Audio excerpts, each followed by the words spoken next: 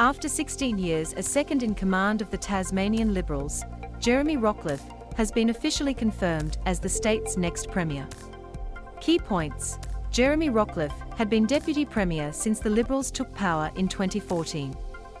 Jeremy Rockliff had been Deputy Premier since the Liberals took power in 2014. Mr. Rockliff has previously said he was a fan of former Liberal Premier Tony Rundle's leadership style.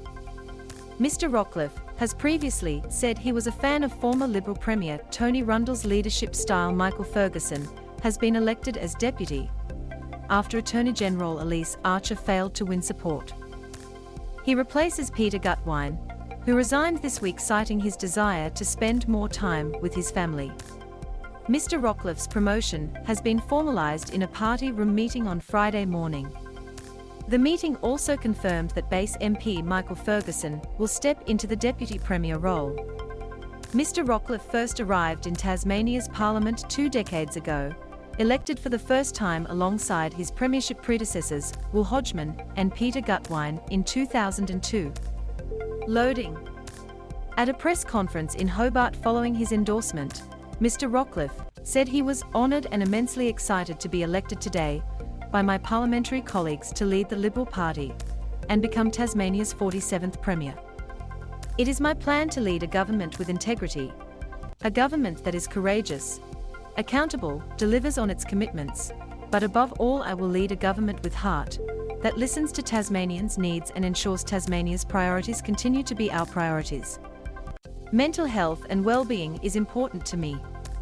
My background as a Lifeline telephone counsellor in my early and late 20s helped shape the person that I am, and I became enormously committed through that lived experience of listening to vulnerable people who had nowhere else to turn.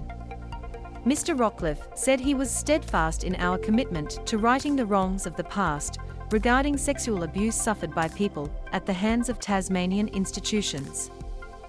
Mr. Rockliff said he was also deeply committed to delivering a pathway to treaty and truth-telling in deep consultation and through an Aboriginal-led process. My vision for Tasmania is simple. It is to be a place where everyone feels valued, included, encouraged and supported to be the best they can be, he said. Over the course of the weekend, I will be taking time to discuss with my colleagues roles and responsibilities, and I will have more to say on this next week. Admirer of Rundle's style.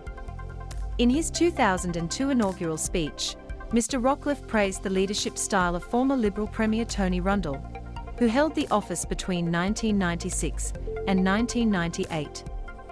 Tony Rundle's style of politics struck a chord with me, Mr. Rockliff told the Chamber at the time. Here was a person who was willing to throw caution to the wind for the sake of effecting change in Tasmania. Some in this chamber might call this foolish politics. I prefer to call it leadership. Leadership is not simply managing what exists, but facilitating change and looking ahead. Mr. Rockliffe's promotion has been formalised. The 52-year-old grew up on his family's mixed crop and lamb production farm at Sassafras, which he later managed. Loading. He has also been a Lifeline counsellor and was awarded a lifetime membership to the organisation in 2006, the same year he became deputy leader of the Liberal Party in what was then the state opposition.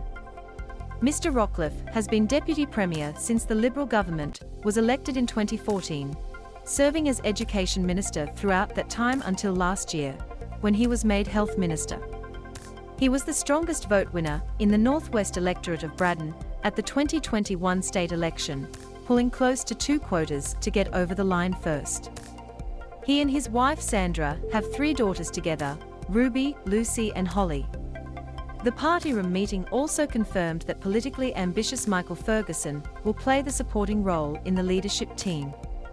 The Northern Base MP pushed to become Premier when Will Hodgman resigned in January 2020, but settled for the Deputy Premier role this time around. Mr. Ferguson drew significant criticism during his time as Health Minister between 2014 and 2019. Michael Ferguson and Elise Archer.